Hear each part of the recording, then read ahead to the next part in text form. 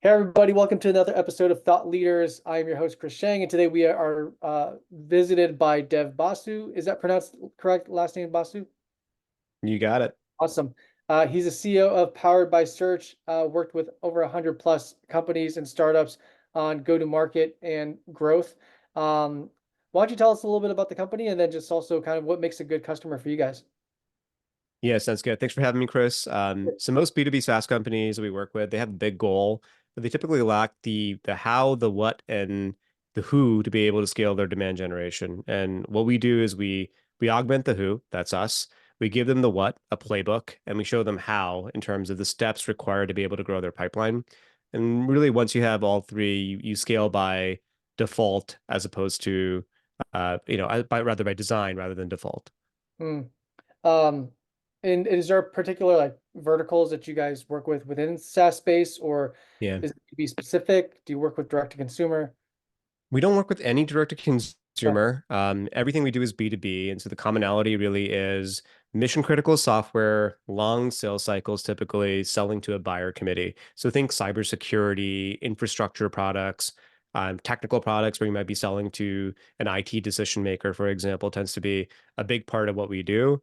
And on the other side, it's usually high volume product led growth type of motion. So think companies like remote.com, or Basecamp, for example, are clients of ours, ClickFunnels. And so these are, focus more on SMB audiences, but usually the buying motion is similar to one where you're trying the software over a 14 to 30-day period, might be a freemium motion. Really what we're doing is going all the way from click to closed one on a sort of sales led model or click to trial converted. Interesting. Okay. And do you guys take a hands-on approach, or are you guys just giving the playbook, coaching, advising, or are you guys also focused on execution work? Yeah, that's a great question. So we're often kind of thought of as like the BCG or McKinsey of this space, but one of the challenges I find with those management consulting companies is they have this 200-page deck. They come in and do an engagement and they give the amazing presentation.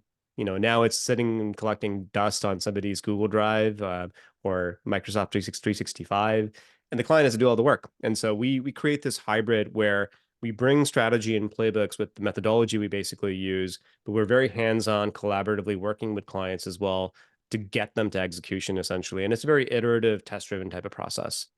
Got it. Um, awesome. Love to dive into a little bit more around, how you started Power by Search. You've been doing this for over a decade now. How did you come across this? Obviously, I think like now it's become a little bit more common, right, for like the solopreneur to start off as a consultant, become some kind of like growth consulting thing. You see it all over the place, and then they scale into some kind of agency. But you've been doing it for a long time, and obviously, I think that speaks to just kind of what you've seen, and probably seen a lot of different types of iterations and, Yeah. and evolutions in the go-to-market process. But how did you get started in the first place? Well, it's 15 years ago now at this point in time. So that's a long time in internet years, even longer in dog years, right? I was at Microsoft way back in the day, really learning about uh, direct response and partner marketing, not really a lot of digital. So I learned digital at Microsoft. And one of the things we realized is that we had an agency who took care of a portion of Microsoft's website. This particular website was built on SharePoint, which is like kind of archaic, antiquated technology. You're not really meant to build a website basically with it. The website goes missing and we can't find it using our own search engine, which was pre-Bing. At that point, it was MSN. And these back in the Steve Ballmer days, you're not allowed to use Google at Microsoft. So there's a day where I was sending a very long cryptic link to customers, 50 at a time in Outlook, because that was the limit essentially, ripping my hair out. And I came across and said, why is this website not findable using our own search engine? And just really chanced upon this concept of SEO or search engine optimization. I'm a very curious person, so I went kind of like down this rabbit hole of learning a bit more about how that process worked, and then came to this conclusion that if a Fortune 100 company is paying hundreds of thousands of dollars to agencies to get this result that they didn't even actually end up getting in any way, there's a big market opportunity basically over here. Um, I was still a young buck at that point in time, got into blogging about this and doing some affiliate marketing for myself at that point in time. That blog got picked up by a couple of local agency owners who said, "Hey, would you like to come and do some consulting work for us part-time?" I was full-time at school. This is like 2007 at this point in time. Um, and so when I was done school, I had all this free time because I was doing full-time school and full-time work. And the next thing was, let's try doing some consulting work for 6 months. Maybe it works, maybe it doesn't. And the rest is kind of history. It just worked really well, really from the day that I got started. Now, that wasn't a magic story. I was publishing, I was talking at speaking at conferences and things like that. And so there was already a body of work, I guess, to build on. And it was just right time, right place, Yeah. I think, for something like that to take off. Yeah. And obviously I think like speaking to that point of curiosity, right? Like I don't right timing, a little bit of luck, but also this the natural curiosity for this problem that you encountered at Microsoft. And so I mean, I guess speaking to that point is like how with that curiosity, was it just timing? Was it something where it's like luck involved and you kind of just like picked up on the right nugget at the right time and just kind of like steamrolled like your education on that subject and became an expert in it just out of that, that sheer timing? Or was it like, you had explored the idea of potentially doing something and then this was one of those ideas that ended up picking up steam? Um, yeah, I mean, Yeah. everybody's a little different in terms of how they get there, but yeah. Yeah. Yeah, I think he was fortuitous in the sense of when you have something that you're really kind of curious and passionate about, and it just happens to be really helpful commercially to others, um, things magic can basically end up happening, right? And so my mentors at that point in time, I was reading books by like Zig Ziglar, and one of the things he talks about is, you can get everything in life that you want if you just get enough other people get what they want. And what other people wanted and what they were asking me about is, how do I get more leads? Yeah. How do I grow traffic to my website? How do I make my website a marketing tool rather than just a brochure or a business card? And that transformation or change is really what I was working on, the company was working on, and we did it, over the years for a lot of different types of companies, everybody from banks and insurance companies until we really found our sweet spot, which is in software specifically, because, these are recurring revenue, high growth businesses, mission critical. We're using software right now to be able to record this and to then transcribe it and code it and to make it a podcast and things like that. I can't imagine a world where we didn't have technology the way we have it today, and it's only getting better over time. And so we kind of exist to serve those companies and make them unstoppable, and that's where we found sort of a love for this niche. And by specializing, we were able to solve the same problem 100 times per month, as opposed to being kind of spread thin and solving 100 different kinds of problems, once per month. And that tended to compound slowly over time. Got it. Um, So I want to kind of dive into like the evolutions of the go-to-market side and starting off, mentioned as kind of like doing SEO and trying to help optimize the search for these companies. How has that changed within what you're offering now? Obviously, you just mentioned at the very beginning a slew of different types of services, but yeah, how Mhm. has it evolved? And were there chapters in these past 15 years? That you saw kind of like buckets of things working in certain time periods and then realizing we have to change, we have to shift with the market. Yeah. And was there another chapter and then a following chapter? I Yeah. mean, given your breadth of experience, I'm sure you've seen a lot of it. So, Definitely seen a lot to be able to pattern match. And what I can mention is this: the first principles don't change. yeah, The algorithms change, the weightings of different things change. I think behavior on the web changes, but some things that we said would happen years ago still haven't happened. Like, for example, not everything is voice search. People still tend to go and type things in using their thumbs or their keyboards to be able to look up stuff. And that won't change for quite some time. It will. The technology will get there to a point where voice latency will be so low that it's easier to do it with either thinking it or saying it than it is to be able to type it out. But the fundamentals that we started off with was, if in order to sell anything, you need to be able to get somebody who's an ideal customer to be able to know who you are, to like who you are, and then trust you enough to either try you or talk to you, right? And so in the beginning, a lot of our clients would come to us and say, we just need traffic. And so we said, okay, well, we can fix that problem. So we got them traffic. We got it through intent-based search, so SEO, and intent-based paid search, running ads for keywords, related to a category plus software, for example.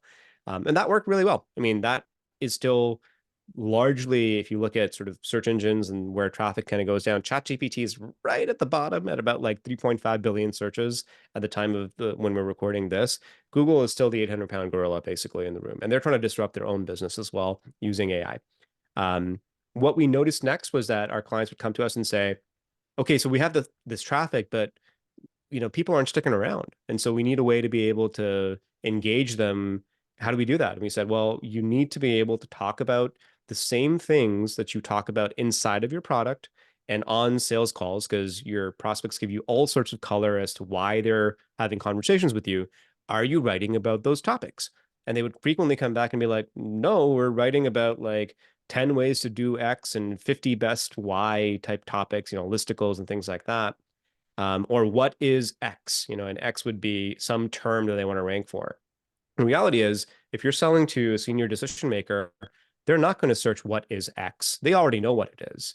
They're looking for how should I think about buying X, what to look for, what to look out for, who are the players, what's the cost, what's the top benefits. The depth is, that's required is completely different. Now, surprisingly, all of those answers are something that when we noticed our clients, their best sales teams would answer those questions on the first few calls. And the best salespeople close at 30 times what the best website closes at, 30% versus 1% on average. And so what we said was like, look, we don't need to reinvent the wheel. All we need to do is take the conversations that are happening in a one-to-one format in sales and just replicate that and appropriate it in a one-to-many format, which is your website. And it was a novel concept at the time. I think today it's become much more accepted as a practice, but then that improved the stickiness and conversion of these websites.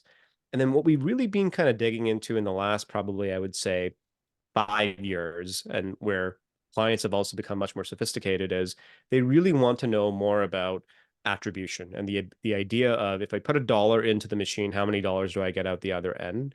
And very few folks who are trying this in marketing are A, interested enough, and B, committed enough to go truly from click to closed one, especially with longer sales cycles, because it's not a straight line to get to conversion. Usually it's a very convoluted process over a number of months and many people within the companies that, our clients are trying to sell into. And we had to develop a model to be able to capture and visualize all of that and make the systems in which they were getting this measurement in something like HubSpot or Salesforce talk to each other as well. There's a lot of like underlying plumbing that needed to essentially happen. And so that's kind of where we're headed. And I'll pause here and we can talk a little bit about what might disrupt the industry as well. Yeah, I mean, yeah, a lot of this is super insightful. I would love to kind of get an understanding of, where maybe just what you're starting to allude to, which is like what's going to disrupt this, right? So, I mean, Mhm. as you were speaking, there was a few questions that kind of popped to my mind. Number one was like, um, you know, how do you choose the clients that you end up working with, right? Because I think like that's you wield the power of getting the awareness, um, helping to optimize for conversion, but you don't have power over product or product market fit necessarily, right? And so Yes. like, Yeah. and those are impactful variables when, if on your metrics for success, right? So Yeah. how do you go about evaluating what kind of companies ultimately make a good fit for you guys, Yeah. in terms of like that pairing? Yeah. Well, look, I think the dirty secret in the marketing industry is that most marketing leaders who work at SaaS companies have been let down by an agency partner. The Mhm. number of times we hear that, hey, we've been burnt by an agency partner that we work with. I mean, it happens 9 times out of 10 when we have, initial conversations. What we look for is this. Well, first of all, I think if you look back at your own kind of relationship history and you were always the one breaking up with other people and, for five odd X relationships, maybe the common denominator is you. It's worth kind of some level of self introspection to understand sort of what can you learn basically from the process. What we learned from the process is this is ultimately a matching problem. And the matching problem is the highest, most certain probability of success comes from products that are fundamentally good. And so we look for product market fit where we ask questions around like, what's your churn like? What's your net dollar retention, right? Um, hey, I noticed that you have really poor, you know, we have customer scores, for example, on review websites. What's up with that? Something going on with the product? Why are there so many complaints about customer success teams being so slow? Oh, how did it turn out when you jacked up your prices by 50% last year? And so, generally speaking, I think, you know, the initial conversations are about we need more pipeline, and Mhm. the underlying reasons as well. What's going on with your close rates, and why are they at 10% when they should be at a benchmark of between 20 and 33%? And so we tend to really vet for that, because there's a lot that we can do to improve the marketing of a product, but with very little that we can do to actually improve the product itself. And so fundamentally, the matching problem is finding good mission critical products that are sticky, that have low churn overall, that tend to deliver on the promises that they make. Then it's very easy actually to shed a light on them and say, hey, world, look at this thing that you don't know about, right? And so often the senior execs of these companies say like, you know, we're like the best kept secret in town. That's a good thing, because that means that if you apply marketing to that particular you know, opportunity, a lot more prospects seem to see it at that point in time. And frankly, the marketing impacts more people than the product could ever, you know, could reasonably accomplish, essentially. Yeah, yeah, makes sense. Um, cool. And kind of diving into, yeah, sorry, just jumping into another topic, but covering on the go-to-market side of things, what have you noticed? You kind of you shared a few of those chapters and those iterations from like back 15 years ago, how that's evolved over some time. Kind of cutting that shorter to now, more recently, what have you seen like the past couple of years, 1 to 2 years, like Hmm. um, I think we've kind of like overall started to see a slowdown in terms of like the growth of the SaaS space in general. Um, Hmm. and so and in evolution also too, I think of like awareness, like what go-to-market channels tend to work. We had like a decade of like really heavy like outbound and cold outreach being the thing, and then, you know, coming to a drastic halt, I would say, like in the Yeah. past year, 2 years. So how has that changed in terms of like how you guys have you either worked with companies or like trying to figure out like what other additional Yeah. channels? And I just had a conversation this morning too with I don't know if you're familiar with Jared Robin from Rev Genius. Um, but we were talking about community and content and how that is instrumental and how do you uh, Hmm. use that as a basic foundation. But obviously a lot of the tools that you're talking about is like a megaphone for then, Hmm. getting Hmm. some of that, getting some of the root Yeah. of that out there. uh, Love to kind of hear your thoughts just in terms of like what you've been noticing past Yeah. couple of years, and then maybe some hard truths about like what doesn't work anymore, this is like going forward Yeah. as of today, and then maybe what you Yeah. see trending upwards. Yeah. Cool. So let's jam on that. So I think the last couple of years in this sort of zero interest rate, you know, environment led to a growth at all costs kind of mentality, number one. But it also led to a lot of bland positioning, a lot of products that looked and felt exactly the same. You know, why are so many B2B SaaS websites looking exactly the same from a design perspective with those blue backgrounds or the cartoony graphics, for example? We've been there and seen that where you get to a site and you go, I don't even know what you guys do. Who do you help? What problems do you solve? How does it work? Where we typically start with is that, which is the positioning, which is what is your unique point of view that you want to apply a megaphone to? A lot of the times, these companies that are starting to work with us, they know they haven't quite nailed it, but they don't really know how to go about a process. This is the quite literally being able to buy, design, improve their positioning overall. And because they don't know what the message actually is, you know, any kind of distribution, whether that's paid or outbound, et cetera, kind of Mm, falls on deaf ears because the recipient kind of goes more confused, really. Often what ends up happening is brand trust is eroded in the sense that, you know, maybe it was at zero when someone didn't know about the company at all, but being exposed to a really confusing message puts it down a negative 10 because you're like, not now I know what your brand is, but I have no clue what you do. And it's mm, actually pretty darn confusing. So the chances I'd buy from you are even lower than before I knew who that particular brand is or was. So that's one. I think the second element of it is what doesn't work really as much anymore is his ability to cold pitch. Mhm. And so, I'm sure you have been on the receiving end of a LinkedIn invite, and as soon as you accept, somebody trying to get you on a call immediately, or a LinkedIn in mail doing the same thing, or an ad on some sort of social channel trying to get you to book into a demo first time you heard about a brand. So I Mhm. think what's really happened over the last couple of years with demand destruction, meaning, when the wallet started getting a little tighter, really, or the purses got tightened up and budgets started getting slashed, is people just overall their appetite to buy software went down. Yep. Alongside that, what you ended up seeing is most software companies who had a pole position, they were category leaders in their space. They jacked up their prices, which created a little bit of, I think, consumer sentiment being hurt by that. And so there's that element as well. And you ended up seeing really a brute force application of trying to sell using outbound Mhm. or cold email or whatever basically it might be. The aggressiveness was just really high. And so our perspective on it is, let's flip it entirely on its head. Fundamentally, you can't make anybody buy anything. What you can do is catch them in the right moment. You can give them good information about their choices and take a really haphazard process and make it a bit more streamlined. Um, you know, eh, Keeping in mind that the very few times where you or I have bought 50 grand worth of software by clicking an ad, filling out a demo page, and immediately buying it.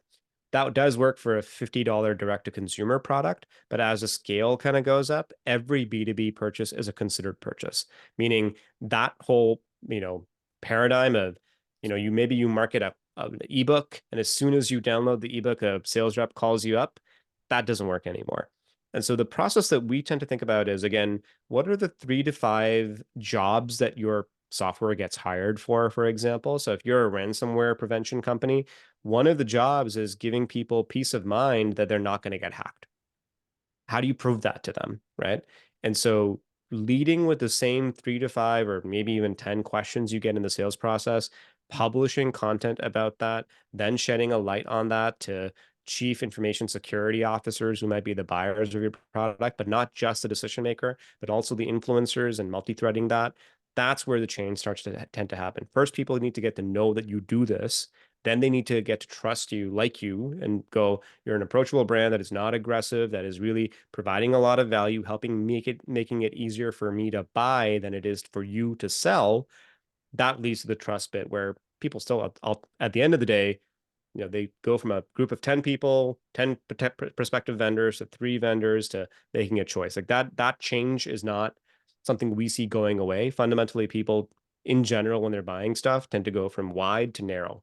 And then they finally choose the one that they want to go, Mhm. all the way basically with. Yeah.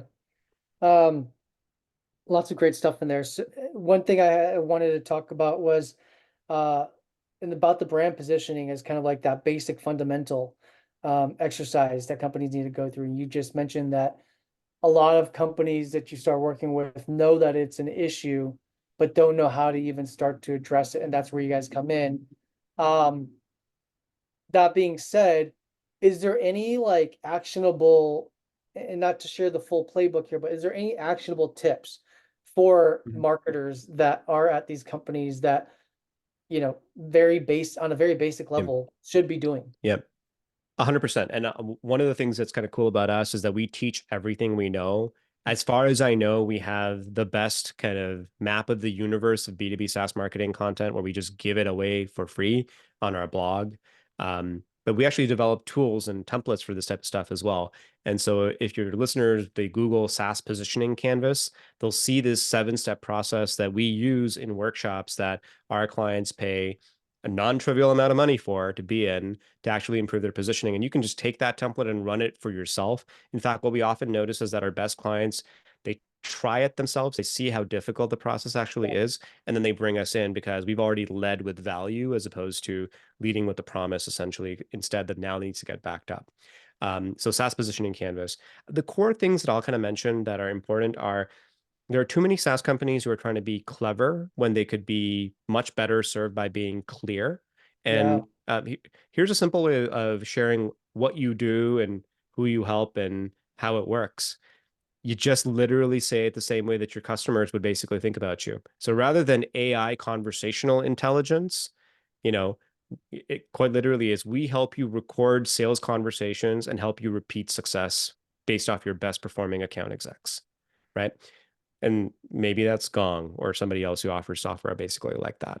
Yeah. But quite literally, if you make people have to think and parse out what the words are, or it's not something that you might say in conversation, you probably shouldn't be using that type of clever terminology, because I can bet you in a party context, in a networking and event context, if a customer would not describe what you do to a peer the same way as you're trying to create your category, it's just not going to work so well. And so you Yeah. lose people on an anonymous basis. The example we often use is this: in a direct to consumer example or a business to consumer example, it's a little bit like if your SaaS company was a restaurant that you Hmm. have now spent millions of dollars renovating, as most restaurants do, and you have the menu on the the entrance of your restaurant, and you're the business owner sitting in the back, and you see people coming by looking at the menu and just kind of having like a quizzical look on their face and walking away.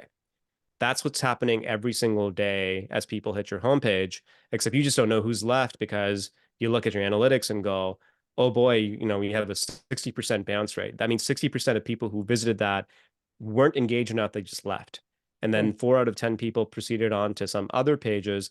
Ultimately, most companies have a 1% conversion rate from visit to just even to demo or trial for that matter, which means 99% of the things that they're doing on their website are not very effective. And yet we try to go from 1 to 2% or 2 to 3%, for example, and call it conversion rate optimization. I think as an overall ecosystem and industry, we can do a lot better over there and go, even if you get up to 10%, what about those 90 people who just didn't find it very valuable? What could we do to serve those people better? Yeah, absolutely. Um, as we're rounding up on time here, I just wanted to kind of get your thoughts in terms of, where do you mentioned some of the things that no longer work, Mhm. but going forward, in the next 6 months, year, 2 years, where do you see like what are you guys betting on as like the primary channels or drivers for growth for these SaaS companies now that things are Yep. somewhat consolidating, right? And there's Yep. I think much more focus on not growth at all costs, but growth at the lowest cost, or like grow Yep. consistent, right? And so like what do you yeah, what are you betting on? One thing that we're betting big on is account-based marketing, and Okay. the idea that if you know who you're selling to and it doesn't change, like year to year to year, you really shouldn't be changing who you're going after.